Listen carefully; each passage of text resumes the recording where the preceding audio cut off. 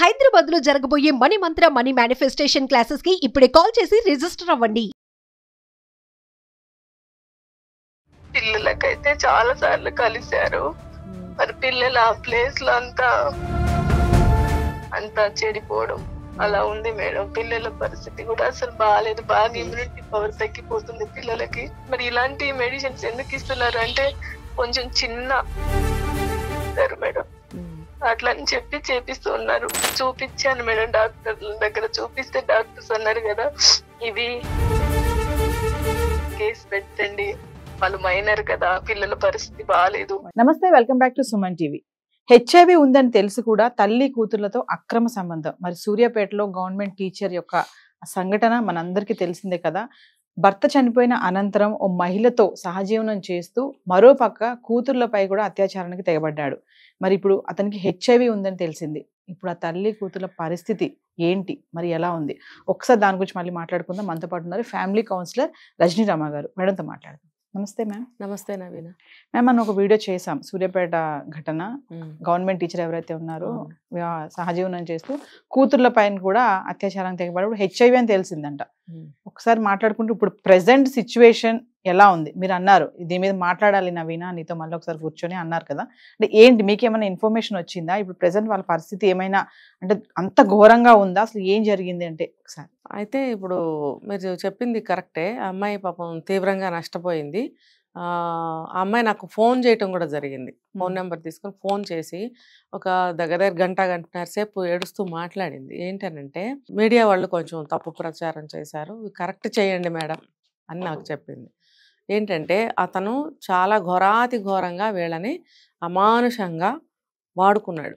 ఎందుకు అంటే ఆ అమ్మాయి చెప్పిన మాటల్లో నేను చెప్తున్నాను. అతనికి ఈ అమ్మాయిని పెళ్లి చేసుకోక ముందే ఎంతో మందితో సంబంధాలు ఉన్నాయి. ఆల్రెడీ అతనికి పెళ్ళయింది. ఆ భార్య కూడా గవర్నమెంట్ జాబ్ హోల్డరు, 2 పిల్లలు. ఇతని యొక్క బిహేవియర్ నచ్చక ఆ అమ్మాయి డివోర్స్ తీసుకుని వెళ్ళిపోయింది. ఆ డివోర్స్ పేపర్స్ కూడా ఈ అమ్మాయికి చూపించాడు, ఈ రెండోసారి పెళ్లి చేసుకున్న అమ్మాయికి. చేసుకున్న తర్వాత అతని మెంటాలిటీ ఎలాంటిదంటే, అంటే అతనికి అప్పటికే అనేక రోగాలు వచ్చాయి. డాక్టర్స్ చెప్పారట, మరి అలా ఏ డాక్టర్ చెప్తారో నాకు తెలియదు. చాలా ఎక్కువగా సెక్స్ చేస్తే నీకు ఇమ్యూనిటీ పవర్ పెరుగుతుంది, ఆ లోపల నీకున్న రోగం అనేది నిన్ను డౌన్ చేయదు, అంటే నువ్వు వీక్ అయిపోవు, నువ్వు స్ట్రెంగ్త్గా ఉంటావు అని చెప్పారట. మరి ఇది నాకు కొత్తగా అనిపించింది. అందుకని చెప్పి కనిపించిన ప్రతి ఆడపిల్లల్ని ఇలా చేస్తున్నాడు అనేది వచ్చిన న్యూస్. తర్వాత అతనికి ఒక చెల్లెలు కూడా ఉండింది, 1 2 చెల్లెలు. మరి ఆ అమ్మాయిని కూడా వాడుకున్నాడు వాళ్ళ తల్లిదండ్రుల ముందే. అతను చేస్తున్న అరాచకాలన్నీ అతని తల్లిదండ్రులకు తెలుసు అనేది చెప్పింది. వాళ్ళు కూడా మంచి ప్లేస్లోనే ఉన్నారు, పాస్టర్స్ అని చెప్పి విన్నాను.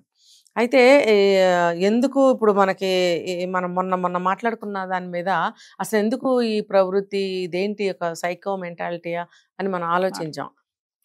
ఇది ఎంక్వైరీ తీస్తే దొరికిన విషయం ఏంటంటే, డాక్టర్స్ చెప్పారు కాబట్టి ఇలాగా విశృంఖలంగా ఒక అన్లిమిటెడ్గా ఇతను ఇలాగా బిహేవ్ చేస్తున్నాడు అనేది అర్థమైంది. ఉన్నటువంటి ప్రాబ్లం తగ్గించుకోవడానికి ఇలా.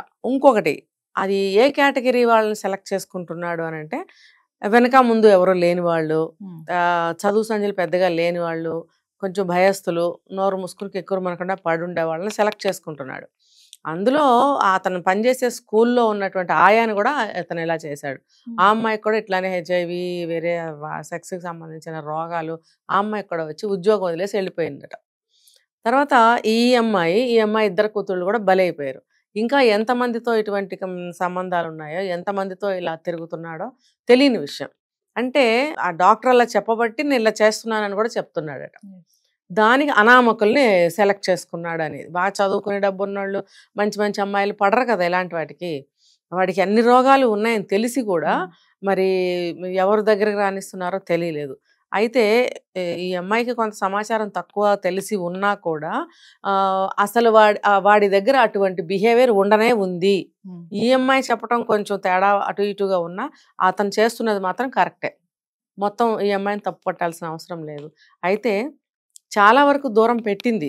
నమ్మపలికి వేషాలేసి పచ్చిమిరపకాయలు తిని గుమ్మం బయట పడుకుని చేతిని బ్లేడ్తో కోసుకుని గందరగోళం చేసి ఈ అమ్మాయిని నమ్మించి వాళ్ళ పేరెంట్స్ని కూడా రాయబారం పంపించి పెళ్లికి ఒప్పించి పాపం ఈ అమ్మాయి అంత తొందరగా ఏం బోర్లా పడలేదని అనిపిస్తుంది తను చెప్పిన దాని ప్రకారం. ఆ చుట్టుపక్కల వాళ్ళు కూడా ఏమో ఇంత ఇదిగా నీ వెంటబడుతున్నాడు కదా, నీకు దిక్కులేని దానివి కదా, ఒప్పుకోవచ్చు కదా, మనకి నమ్మకం కలిగింది కావాలి వాళ్ళకు కూడా. అలా అనేటప్పటికి చుట్టుపక్కల వాళ్ళు చెప్తే కొంచెం ధైర్యం వస్తుంది కదా, అందుకని చెప్పి తను ఒప్పుకున్నాను అని చెప్పి చెప్తుంది తను. అయితే దాన్ని అడ్వాంటేజ్గా తీసుకుని అతను చాలా నీచంగా ప్రవర్తించాడు. కొద్ది రోజులు వాళ్ళ ఇంట్లో పెట్టుకుని తర్వాత మళ్ళీ తీసుకొచ్చేసాడు ఇక్కడికి. ఒకటే రూము, టాయిలెట్స్కి వెళ్ళాలన్నా బయటకు వచ్చి బయట కామన్ బాత్రూమ్స్ ఏవో ఉంటాయి రెంట్కున్న వాళ్ళందరూ, అలా బయటకు రావాల్సిన పరిస్థితి అనమాట. ఆ ఒక్క రూమ్లో 3+ వాడు వచ్చేసి ఇక్కడ ఉండటం. తర్వాత అతను ఎప్పుడైతే ముందు నుంచి చిన్నపిల్లలుగా ఉన్నప్పుడే ఇవి పిల్లల్ని పాడు చేశాడు. ఎలా నువ్వెందుకు ఊరుకున్నావు అని అడిగితే మత్తు ఇస్తాడట. మత్తు ఇచ్చి చేసేవాడు. ఎందుకంటే అవసరం అతనిది, వాళ్ళ మెలకుగా ఉండాల్సిన అవసరం అతనికి లేదు. ఎందుకంటే అతని తరఫు నుంచి అతని మెంటాలిటీ గురించి నేను మాట్లాడుతున్నాను. మెలకుగా ఉండాల్సిన అవసరం వాడికి లేదు. వాడికి కావాల్సింది ఏంటంటే అవసరం. అందుకని చెప్పి రోజుకి ఎంతమందినో ఎన్నిసార్లు అలా కమిట్ అవుతున్నాడు వాడు. ఎందుకంటే డాక్టర్ చెప్పాడు. ఏ డాక్టర్ అలా పైశాచికత్వంగా మృగంలాగా ఇలా ఎన్నిసార్లు చెయ్యి, ఇలా ఎంతసేపు చెయ్యి, మనుషుల్ని ఇలా పాడు చేయి, నాశనం చేయని ఏ డాక్టర్ చెప్పరు. ఇలా చేస్తూ ఉండగానే ఈ అమ్మాయి చూసింది. ఎందుకు అని అడిగితే కూడా నాకు తండ్రి లాంటి వాడిని నాకు నా పిల్లలకు ఆరాళ్ళు పక్కన పడుకుంటే తప్పేంటి అని అలా నమ్మపలికాడు. అదేంటి తప్పు అయినా కాకపోయినా సరే నువ్వు చేసింది తప్పు అని చెప్పి కొంచెం గుంజి లాగి అడిగేటప్పటికి కొట్టడం వల్ల ఈ అమ్మాయికి తల గోడకు తగిలి రక్తం వచ్చింది. తర్వాత కేసులు పెట్టుకున్నారు, చాలా జరిగాయి. ఈ అమ్మాయి పెద్ద పాప మెచ్యూర్ అయితే కూడా ఆ అమ్మాయిని 10-15 డేస్లోనే ఆ అమ్మాయిని కూడా మళ్ళీ రిపీటెడ్గా చేయడము. అంటే ఇది సెకండ్ ఫేజ్ అనమాట. అంతవరకు చేసినవి ఎన్నిసార్లు చేశాడో అది అప్రస్తుతం. ఇది మెయిన్గా ఆ అమ్మాయి చెప్తూ వచ్చిందనమాట. అది నేను కనిపెట్టి అడిగితే గొడవలు చేశాడు. సరే ఏదో నాదే తప్పేమోలే, అతనిలో తప్పు లేదేమోలే అని అలా కూడా ఆలోచించి ఉంటుంది ఆ అమ్మాయి. కానీ ఇప్పుడు అనేది పబ్లిక్గా కళ్ళతో చూశాను నేను అని చెప్తుంది. మరి ఎందుకు ఊరుకున్నావు అని అడిగితే నేను మత్తిస్తున్నాడు, అదేంటంటే డాక్టర్ బలంగా ఫుడ్ తీసుకోమన్నాడు, తర్వాత ఇమ్యూనిటీ పవర్ పెరగాలి అన్నాడు. ఇన్ బిట్వీన్ వీళ్ళకి అనేక రకాల టెస్టులు చేయిస్తాడంట. పిల్లలకి తనకి నాకు చేయిస్తే చేయించావు, పిల్లలకి ఎందుకు చేయిస్తున్నావు నువ్వు అంటే వాళ్ళ ఆరోగ్యం ఎలా ఉందో తెలుసుకోవాలి కదా అని పెద్ద బాధ్యతగా మాట్లాడటం. ఈ అమ్మాయి పెద్దగా చదువుకున్నది ఏమీ కాదు, 10th చదువుకున్నా కూడా పెద్దగా రాయటం చదవటం రాదని చెప్పింది. సో ఈ అమ్మాయికి పెద్దగా తెలీదు. వాడు ఏం చెప్తే అదే నమ్మటం. ఇలా టెస్టులు చేయించడము, రకరకాల డాక్టర్ల దగ్గర తీసుకెళ్ళటము, అక్కడ కూడా అతనే మాట్లాడటము, ఈ అమ్మాయిని రానివ్వకపోవటం లాంటి ప్రికాషన్స్ తీసుకున్నాడు. అంటే అతనికి అప్పటికే వేరే వేరే రోగాలు సంక్రమించేసి పూర్తిగా ఇదిగా ఉన్నాడు. వీళ్ళకి కూడా వచ్చాయి. వీళ్ళు తెలుసుకుని తిరగబడి వెళ్ళిపోతారేమో, వాడికి అవసరం కావాలి కదా, అందుకని వీళ్ళకి ఎటువంటివి తెలియకుండా డబ్బుతో మేనేజ్ చేస్తున్నాడేమో అని అమ్మాయి అనుమానం వ్యక్తం చేసింది. అతనికి డబ్బు ఉన్నమాట వాస్తవమే, డబ్బు ఉన్నదట, ప్లస్ ఉద్యోగం ఒకటి ఉంది. ఆ తల్లిదండ్రులు పాస్టర్లు అయితే వాళ్ళ డబ్బు కూడా అతనే తీసుకుంటాడు అని కూడా చెప్తుంది. అంటే ఒక మృగంలాగా తయారయ్యాడు అనమాట. మానవత్వం లేకుండా ఎగబడి వాళ్ళ డబ్బు లాగేసుకోవడము, ఇంకా అవసరాలకి అనమాట. అంటే తప్పు చేసేవాడికి ఇంకా సోర్సెస్ కావాలి. అలా ఆ డబ్బుని వీరు సంపాదించే డబ్బుని ఎంత ఈ అమ్మాయి గొడవ పెట్టి షీటీంలో గొడవలు పెట్టి అది చేసి ఇది చేసేస్తే నెలకి 150 రూపాయలు 200 రూపాయలు ఇచ్చేవాడంట. గవర్నమెంట్ టీచర్ కదా, ఇప్పటికైనా మెయింటెనెన్స్ కింద ఇస్తే అవి 150 రూపాయలు 200 రూపాయలు నాకు దేనికి వస్తాయి అని ఈ అమ్మాయి చెప్తుంది. తర్వాత ఇటు వస్తే డాక్టర్ దగ్గర చూపించడము, పేర్లు కూడా పెద్ద పెద్ద సెక్స్ డాక్టర్స్ ఉంటారు కదా, సమరం డాక్టరు అలాంటి వాళ్ళ దగ్గర కూడా తీసుకెళ్ళాడంట. డబ్బు బాగా ఉంది, పెద్ద డాక్టర్లకే చూపించాడు, మంచి మెడిసిన్స్ వాడించాడు, మంచి ఫుడ్ పెట్టాడు, అన్నీ చేశాడు. అయితే వచ్చిన రోగాలు మాత్రం ఇలా, నాకు వస్తే సరే నన్ను పెళ్లి చేసుకున్నాడు, నా పిల్లల్ని ఎందుకు టచ్ చేశాడు, నా పిల్లలకు కూడా వచ్చింది అదే రోగము. ఆమెకు ఆ వజైనా దగ్గర వాళ్ళ పిల్లల పరిస్థితి చాలా ఘోరాతి ఘోరంగా ఉందట. ఆ అమ్మాయి అసలు ఆ విషయమే ఒక 100 సార్లు చెప్పి ఏడుస్తుంది. వాళ్ళ జీవితం ఏంటి, చదువులు లేవు, సంధ్యలు లేవు, స్కూల్కి వెళ్ళాలంటే బయటకు వచ్చే పరిస్థితి లేదు, బాడీ కండిషన్స్ ఏం బాగుండలేదు, వాళ్ళు కదలలేకపోతున్నారు, బయటకు వెళ్ళలేకపోతున్నారు. ఎందుకు అని అడిగితే అతను గంజాయి బిజినెస్ కూడా చేస్తాడట. గంజాయి బిజినెస్ చేసేవాడు, మరి స్కూల్కి ఏమో అక్కడ సైన్ పెట్టేసి వచ్చేస్తాడు. ఎవరో ఉంటారు కదా వాళ్ళకి ఏదో డబ్బులు ఇచ్చేసి, డబ్బుకి ఎవరు లొంగని వాళ్ళు లేరు కదా, ఇచ్చి నేను సంతకం పెట్టేసి వెళ్ళిపోతే వాళ్ళు టీచర్ గారి పని మీద వెళ్ళారు, అటు వెళ్ళారు, ఏదో మేనేజ్ చేస్తుంటారు. ఇతను వేరే వేరే బిజినెస్ చేసుకోవడం. సో ఆ ఇదిలో వీళ్ళకి ఏదో మత్తు మందు ఇచ్చి ఫ్రూట్స్ అని పాలని నైట్ ఫుడ్ మంచి ఫుడ్ తీసుకొస్తాడట. అది నమ్మబలికి బలంగా ఉండాలి, మంచిగా తినాలి, పిల్లలు ఎదిగే పిల్లలు, ఇలా మాటలు చెప్పి వాళ్ళకి కూడా ఫుడ్ పెట్టి అందులో ఏదో కలిపిచ్చాడు. ఇట్లా కొద్ది రోజులు చూసిన తర్వాత ఎందుకు పొద్దున్నే లేవలేకపోతున్నాం, స్కూళ్ళు లేవు, ఏమీ లేవు, 10-11ంటికి నిద్ర లేస్తున్నాము, ఇదేంటి అని చెప్పి ఒకరోజు ఆ ఫుడ్ తను తీసుకోకుండా కాపలా కాసినట్టుగా తెలియకుండా తినకుండా ఉండి చూస్తే ఆ భాగవతం అంతా చూసిందంట. చూసి అడిగినప్పుడు ఇష్టం వచ్చినట్టు అంటే రివర్స్లో మాట్లాడి అటాక్ చేసేటప్పటికి ఈ అమ్మాయి తల గోడకి కొట్టుకుని దెబ్బలు తగిలి అప్పుడు టీంకి కంప్లైంట్ ఇవ్వటం, ఇదంతా చాలా ఘోరాలు జరిగాయట. మరి ఇప్పుడు ఇదంతా కొంతమంది నిజమా అబద్ధం అని అనుకుంటారని నేను మళ్ళీ చెప్తున్నా. ఆ అమ్మాయి స్వయంగా చెప్పాను విషయాలు ఇవి. ఇప్పుడు ఆ పిల్లలకి ఎగ్జామ్స్ టైము, ఆ పిల్ల పెద్ద పిల్లకి ఇప్పుడు 17 years ఏమో, 10th చదువుతున్నట్టుంది, ఎగ్జామ్స్ రాయలేని పరిస్థితి, చిన్నపిల్లకి అదే పరిస్థితి. నా బ్రతికేంటి, నాకు రూపాయి లేదు తినటానికి, ఎందుకంటే ఇప్పటికే నేను అప్పు చేశాను 6 లక్షలు. ఈ గొడవ ఎప్పుడైతే అయ్యిందో అప్పటి నుంచి వాడు సరిగ్గా రావట్లేదు, డబ్బులు ఇవ్వటం లేదు, ఫుడ్ ఇవ్వటం లేదు. డబ్బులు అంటే భార్యకి ఇచ్చినట్టు నెలకింత అని చెప్పి తెచ్చేవి కూడా వస్తువులన్నీ తీసుకొస్తాడు. పైగా అతనే వంట చేసేవాడట లాస్ట్ 5 years నుంచి. ఎందుకంటే అతను ఫుడ్ లో ఏదో కలుపుతున్నాడు కాబట్టి, ఇటేమో ప్రేమగా చూసుకుంటున్నా తెలియకుండా ఉండాలి కాబట్టి మేనేజ్ చేయడానికి. అయినా ఈ అమ్మాయి కొంచెం తెలివిగానే ఉండి కనుక్కుంది కూడా, కనుక్కునే ఇప్పుడు ఈ విషయాలన్నీ బయట పెట్టింది. కాబట్టి వాడు ఈ పనులని చేశాడు అనటానికి ఆధారాలు మనకు కనిపిస్తున్నాయి. ఇప్పుడు తర్వాత ఆ అబ్బాయి ఏంటంటే ఇంత చేసి ఇప్పుడు గొడవ పెట్టుకుని వెళ్ళిపోవడం అంటే ఇంక రానివ్వట్లేదు. పగలొస్తున్నాడు, రాత్రిపూట రావట్లేదు, మరి ఇంటికేమో ఏమీ ఇవ్వటం లేదు, ఫుడ్ లేదు. ఇప్పుడు ఈ అమ్మాయే గత 1.5 సంవత్సరం నుంచి అప్పులు చేసి 6 లక్షల పైన అప్పు చేసి మెడిసిన్స్ వాడుతుంది. మరి ప్రైవేట్లో కూడా చూపించుకుంటుందంట. నేను కూడా చెప్పాను కొన్ని గవర్నమెంట్లో చూపించుకోమ్మా అంటే, వాళ్ళు ఏం మందులు ఇస్తున్నారో నాకు తగ్గటం లేదు, ముగ్గురికి కూడా ఘోరంగా ఉంది పరిస్థితి. ఇప్పటికి ఈ రోజుకి కూడా అలాగే ఉంది మా కండిషను. ఏదో ఆయింట్మెంట్స్ ఇస్తారు, టాబ్లెట్స్ ఇస్తున్నారు తప్ప నాకు వైద్యం జరగట్లేదు అని. అప్పుడు అతను వదిలేసి వెళ్ళిపోయినప్పుడు 6 లక్షలు అప్పు చేసి వాటితోటి మేము ఇల్లు గడుపుకున్నాము, మందులకి వాడుకున్నాము అని చాలా వాపోయింది. ఇప్పుడు మనం ఆమె మాటల్లోనే మనం విందాం ఒకసారి. సో వ్యూవర్స్, మరి సూర్యాపేట ఘటనలో జరిగినటువంటి సంఘటనకు సంబంధించి బాధితురాలు ఎవరైతే ఉన్నారో మరి రజనీ రామ గారితో మాట్లాడడం జరిగింది. ఒక్కసారి మీతో కూడా మాట్లాడతాను, వ్యూవర్స్తో కూడా నేను కొంచెం మాట్లాడాలి, నా ప్రస్తుత పరిస్థితి ఎలా ఉంది, మా కూతుల పరిస్థితి, నా పరిస్థితి అని చెప్పేసి అమ్మాయి అంటున్నారు. మరి మేడం మనం ఇప్పుడు ఒకసారి కాల్ చేద్దామా? మరి తప్పకుండా వ్యూవర్స్ అందరికీ కూడా, పబ్లిక్కి నా కష్టం చెప్పుకుంటాను. ఎందుకంటే ఎవరికి తోచిన అభిప్రాయంలో వాళ్ళు ఉన్నారు కాబట్టి అసలు జరిగింది ఏంటి, నా కష్టం ఏంటి, నేను ఒకసారి చెప్పుకోవాలనుకుంటున్నానని కన్నీళ్లతో వేడుకోవటం జరిగింది. అందుకే ఒకసారి కాల్ చేద్దాం. సుమన్ టీవీ నుంచి మాట్లాడుతున్నాము. మేడం మీకు వందనాలు మేడం. థ్యాంక్ యూ అమ్మా, చెప్పండి. ఇది నాకు ప్రాబ్లం చాలా ఘోరంగా ఉంది మేడం. బాధపడకండి అమ్మా, చెప్పండి.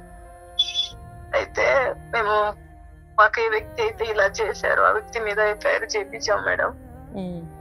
చేయించినాక ఆయనకు చాలా రోజుల తర్వాత రిమాండ్ చేయలే మేడం. మొన్న చేశారు 2 days బ్యాక్. ఇప్పుడు మేము చాలా సీరియస్ కండిషన్ లో ఉన్నాం మేడం. ఫుడ్ లేక, రెంట్ కి అమౌంట్ కట్టలేక, పిల్లలకు హాస్పిటల్లో చూపించలేక చాలా సీరియస్ లో ఉన్నాం మేడం. మేము మమ్మల్ని ఎవరైనా ఆదుకోవాలని నేను అడుగుతున్నాను మేడం. హెల్త్ ఎట్లా ఉందమ్మా ఇప్పుడు? సీరియస్ ఉంది మేడం పిల్లలకి. నాకు మరి వైద్యం చేస్తున్నారా మీకు? ఎట్లా ఉంది? మందులు ఏమన్నా? ప్రైవేట్ హాస్పిటల్లో చాలా 2 years 3 years చూపించాను మేడం పిల్లలకు. నాకు చూపించి చాలా అప్పులు అయ్యాం మేడం. మరి అతను ఏమన్నాడమ్మా ఇంతకు ముందు జరిగిన గొడవల్లో గానీ, ఇప్పుడు హెల్త్ కండిషన్ ఇట్లా ఉంది కదా, మరి ఆయన పట్టించుకోలేదా? అప్పుడు ఆయనే ట్రీట్మెంట్ చేయించాడు మేడం. పెద్ద పెద్ద హాస్పిటల్ తీసుకెళ్లి అడ్మిట్ చేసేది అవసరం అవుతుంది కాబట్టి. అవును మేడం. అయితే ఎందుకు చేపిస్తున్నారు మాకు ఇట్లా అని అంటే, మీ హెల్త్ గురించి నేను మంచిగా పట్టించుకుంటున్నాను, మీ హెల్త్ గురించి నేను చూసుకునే బాధ్యత ఉంది అని అంటున్నారు. అయితే మరి ఇలాంటి మెడిసిన్స్ ఎందుకు ఇస్తున్నారు అంటే, కొంచెం చిన్న హెల్త్ ప్రాబ్లం అని చెప్పారు మేడం. అట్లా అని చెప్పి చేపిస్తూ ఉన్నారు. ఇప్పుడు మీ పిల్లలకి కూడా ఏవేవో టెస్టులు చేయించాడని చెప్పారు కదా, మరి వాళ్ళకి కండిషన్ ఏంటి? డాక్టర్స్ ఏం చెప్పారు ఆ పిల్లల గురించి? పిల్లలకైతే చాలా సార్లు కలిశారు. మరి పిల్లలు ఆ ప్లేస్ లో అంతా నల్లగా అయ్యి అంతా చెడిపోవడం అలా ఉంది మేడం. పిల్లల పరిస్థితి కూడా అసలు బాగాలేదు. బాగా ఇమ్యూనిటీ పవర్ తగ్గిపోతుంది పిల్లలకి. డాక్టర్స్ కన్ఫర్మ్ చేశారమ్మా? చూపించాను మేడం, డాక్టర్ దగ్గర చూపిస్తే డాక్టర్స్ అన్నారు కదా, ఇవి మేము అట్లా చేయకూడదమ్మా, మీరు కేసు పెట్టండి, వాళ్ళు మైనర్ కదా, పిల్లల పరిస్థితి బాగాలేదు. వాళ్ళ వయసు ఎంతమ్మా పిల్లలకి? పెద్ద పాపకు 17 years, చిన్న పాపకు 15 years మేడం. ఇది ఒక 10 సంవత్సరాల నుంచి ఈ కాండ సాగిస్తున్నాడా? 12 years అయింది మేడం, 11-12 years అయింది. అయితే ఒక 6 years దాకా నన్ను అట్లా నమ్మించుకుంటా వచ్చారు మేడం. నాకేం అర్థం కాకపోయేది అంటే ఆయన గంజాయి తాగుతాడు మేడం, బాగా తీసుకుంటాడు. అయితే అది ఆ మత్తులా మళ్ళీ మాకు కూడా ఆ మత్తు ఇచ్చేసి పిల్లలకు నాకు కనుక స్పృహ ఉంటే నేను ఇలాంటి పరిస్థితి జరగనీయకపోయేది మేడం. అప్పటికే నేను చాలా స్ట్రిక్ట్ గానే ఉన్నాను, కానీ ఎలా జరుగుతుందని అసలు అనుకోలేదు మేడం. ఇక్కడ ఓనర్స్ రెంట్ ఖాళీ చేయమంటున్నారు, మీకు రోగాలు ఉన్నాయి కదా, మీ రూమ్ ఖాళీ చేయండి అంటున్నారు. 5-6 months నుంచి రెంట్ కట్టలే, ఇంట్లో ఫుడ్ లేదు, ఏమీ లేదు మేడం. 6,25,000 రూపాయలు పిల్లలకి హాస్పిటల్ ట్రీట్మెంట్ చేయించలే. మరి ఎవరిని మీరు ఆశ్రయించలేదా సహాయం చేయమని? ఇక్కడ ఎవరిని అడగాలో కూడా నాకు తెలియదు మేడం. అంటే ఈ కేసు ఇట్లా జరుగుతుందని అందరికి తెలుసు, కానీ ఎవరు రాలే మేడం, మాకు హెల్ప్ చేయాలని ఎవరు రాలే. మేమే ఇప్పుడు 1 month నుంచి ఇంట్లో నుంచి బయటికి వెళ్ళట్లే మేడం. చాలా సార్లు చచ్చిపోదామని అనుకున్నాం. మరి ఈ విషయం మీద పిల్లలు ఏం మాట్లాడుతున్నారు? భయపడుతున్నారు, వాళ్ళు భయపడుతున్నారు. మాకు ఇంత పెద్ద ప్రాబ్లమ్స్ వచ్చాయా అని వాళ్ళు బాగా డిప్రెషన్ లో వెళ్ళిపోయారు పిల్లలు. అయ్యో, చాలా ఇబ్బంది పడుతున్నారు మేడం వాళ్ళు కూడా. అమ్మా మీరు బాధపడకండి, ఇప్పుడు తోచినంత సహాయం మీకు అందుతుంది.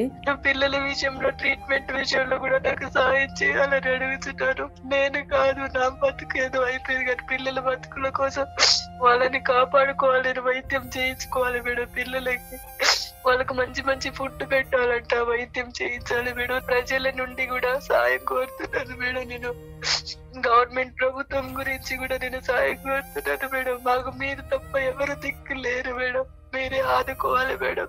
అమ్మా మీరు బాధపడద్దు, ఇప్పుడు అందరూ వింటారు కదా, ఇది ప్రోగ్రామ్ చూస్తారు, వింటారు. అంత కరడుగట్టిన హృదయాలు చాలా మందికి ఉండవు, మంచి హృదయాలు ఉంటాయి. అలాంటి వాళ్ళు దాతలు ముందుకు వస్తారు, మీకు సహాయం అందుతుందమ్మా. మీరేం దిగులు పడకండి, పిల్లలకి మంచి ఆహారం పెట్టడానికి ప్రయత్నించండి. ఉన్నంతలో వాళ్ళని ఆరోగ్యవంతులుగా మీరు తీర్చిదిద్దండి. వీలైనంతలో మీరు గవర్నమెంట్ హాస్పిటల్స్కైనా అప్పటి వరకు వెళ్ళి ట్రీట్మెంట్ తీసుకోండి, పిల్లలకు కూడా ఇప్పించండి. మీరు ధైర్యంగా ఉండండి, బాధపడద్దు, భయపడద్దు, మీకేమీ కాదు. ఆ మృగానికి శిక్ష ఎలా పడాలి ఏంటి అనేది చూసుకుంటారు పోలీసు వాళ్ళు, కోర్టు వాళ్ళు. అది పాపాత్ములకి ఎప్పుడైనా సరే శిక్ష పడుతుంది, మీరేం బాధపడకండి. సరేమ్మా? సరే మేడం. ఓకే, మీరు బాధపడకండి. Okay madam. మేడం మరి ఆవిడ వాయిస్ వింటే అసలు చాలా బాధాకరమే. చెప్తున్నారు పిల్లలు ఇద్దరు కూడా ఏం చెప్పలేని పరిస్థితి, ఏం జరిగిందో వాళ్ళకు కూడా తెలియదు. ఎవరిని ఇలా అడిగే పరిస్థితి లేదు, రెంట్ కూడా ఉండనివ్వట్లేదు, మమ్మల్ని బయటకు పంపించేస్తున్నారు, ఖాళీ చేయమన్నారు, అప్పుల్లో ఉన్నామని కూడా చెప్తుంది ఆవిడ. అంటే ఆమె కూడా చదువుకున్న ఆవిడే కదా, కొంచెం మాటలు అయితే తెలుస్తుంది, కొంచెం చదువుకున్న ఆవిడే. సరే మహిళలు ఏదైనా ఇలాంటి విషయాల్లో పడడము, సరే తన వరకు అయితే బాగుండేది, పిల్లల వరకు కూడా అది రీచ్ అయిపోయి ఇప్పుడు వాళ్ళ పరిస్థితి ఘోరంగానే ఉంది. ఒకసారి ఏం చెప్తారు దీని గురించి? ఇది ఎదురు తిరగని ఆడవాళ్ళనే అతను సెలెక్ట్ చేసుకున్నాడు కాబట్టి ఇప్పుడు అమాయకమైన స్త్రీలు, నాలెడ్జ్ లేని వాళ్ళు, ఏ దిక్కు తోడు లేని వాళ్ళు ఆధారపడిపోతారు. ఎవరైనా మనల్ని ఆదుకుంటే బాగుండు, మనకి సాయం తోడు ఉంటే బాగుండు అని. అటువంటి పరిస్థితులు అతనితో పడిపోయింది. కాబట్టి ఇప్పుడు ఎవరైనా ఎంత కష్టంలో అన్నా ఉండనివ్వండి, ఎవరి కష్టం వాళ్ళు పడి ఆరోగ్యాన్ని, జీవితాన్ని జాగ్రత్తగా కాపాడుకోవాలి. ఎవరిని పడితే వాళ్ళని నమ్మే పరిస్థితులు కావు. ఎందుకంటే అవతల వాడు కూడా స్వలాభం లేదే ఏ సహాయం చేయడు. ఊరికే వచ్చి అనాథలైన 3 లేడీస్ని ఆదుకునేంత పెద్ద మనసు ఎంతమందికి ఉంటుంది? ఉంది అంటే అందులో వాడి స్వార్థం ఖచ్చితంగా ఉంటుంది. కాబట్టి ఇలాంటి ఆడవాళ్ళు తొందర పాపం పడలేదు ఈవిడ, కానీ అలా జరిగిపోయింది. ఎంత అమ్మాయి జాగ్రత్త తీసుకున్నా సరే బోల్తా కొట్టించాడు. ఎందుకంటే ఆ అమ్మాయి తరఫున ఎవ్వరు లేరు, ఒక సిబ్లింగ్స్ లేరు, పేరెంట్స్ లేరు. భగవంతుడు మరి అలా ఎందుకు చేశాడు? చేసుకున్న భర్త చనిపోయాడు, మరి ఇప్పుడు ఆవిడ ప్రాణానికి 2 పిల్లలు.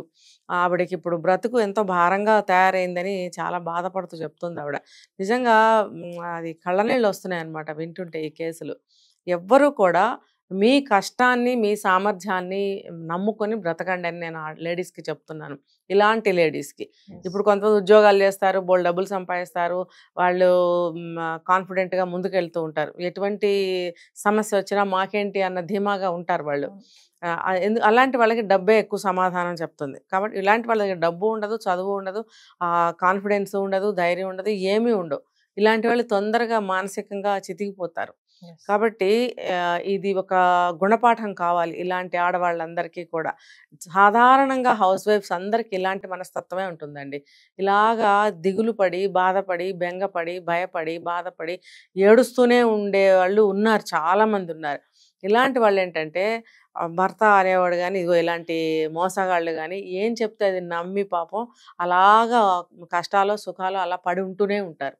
కాబట్టి జెన్యూన్గా పెళ్లి చేసుకుని కొన్నేళ్ళుగా కాపురం చేస్తూ కుటుంబం కోసం ఏమన్నా బాధలు సాక్రిఫైజులు ఉంటే తప్పదు. కానీ ఇలాంటి పరిస్థితుల్లో మాత్రం చాలా అవేర్నెస్గా జాగ్రత్తగా మేల్కొని ఉండాలనేది నేను చెప్తున్నాను. Thank you. నమస్తే.